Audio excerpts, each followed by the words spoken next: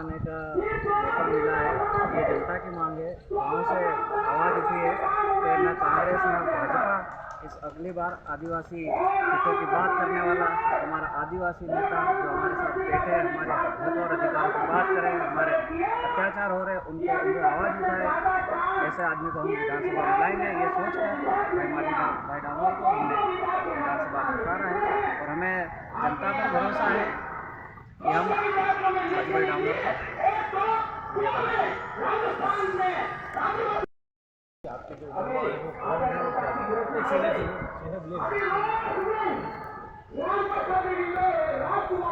आपसे जानेंगे कि आपके उम्मीदवार कौन है, थाना से, और क्या दावा है?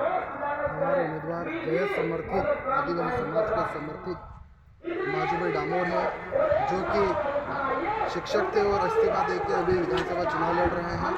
और हम आदिवासी समाज में नहीं, पूरा आदिवासी समाज उनका सपोर्ट कर रहा है और उनको विधानसभा में इसलिए भेज रहे हैं क्योंकि वो व्यक्ति शिक्षित है। अगर शिक्षित जाएगा तो समाज की बात कर पाएगा। आज तक आप बता दो, न्यूज़ के माध्यम से हम पूछना चाहते हो, ऐसा कौन सा विधायक था जिसने भोपाल की विधानसभा पटल में जाकर आदिवासी समाज और थाना क्षेत्र की आवाज़ उठाई है?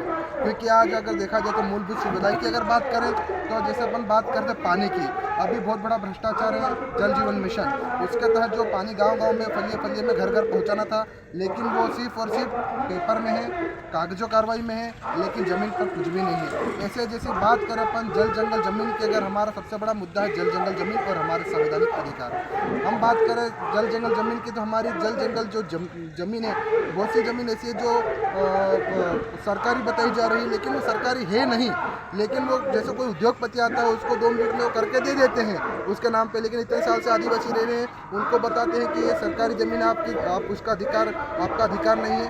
तो हम लोग, हमारे जो लोगों की ज़मीन है, जो पुरखों की ज़मीन है, जो उन्होंने निकाल रखी है, क्योंकि आदिवासी समाज इस देश का पहला प्रथम नागरिक है इस देश का। क्योंकि आदिवासी का मतलब होता है आदि अनादिकाल से धरती पर रहने वाला, देश में रहने वाला।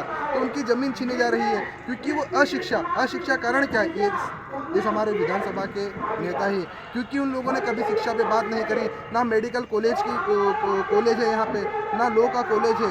हम लोग अगर हमारा विधायक बनता तो हम ये गारंटी देते हैं कि हम यहाँ पे पानी की सुविधा करें, जो मूलभूत सुविधा है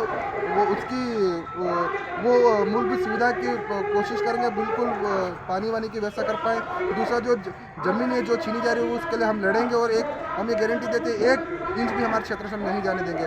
और दूसरा जो हमारे क्षेत्र में भी जैसे अपन बात करते हैं शोषण हो रहा है हमारे समाज के साथ, जैसे क्योंकि अभी सूरत में हमारी एक बच्ची के साथ, हमारे समाज की बच्ची के साथ रेप हुआ था, उस पर किसी नेता ने कोई आवाज़ नहीं उठाई, जिसने भी उठाई सिर्फ और सिर्फ दिखावे के लिए उठाई। उसके बाद उन्होंने कुछ करा नहीं। हम लोग तो सूरत गए तो बच्ची को देख के मुझे खुद आंखों में आंसू आ गए थे। तो ये चीज़ें होती हैं, लेकिन हमारे समाज के नेता आवाज़ नहीं उठाते हैं।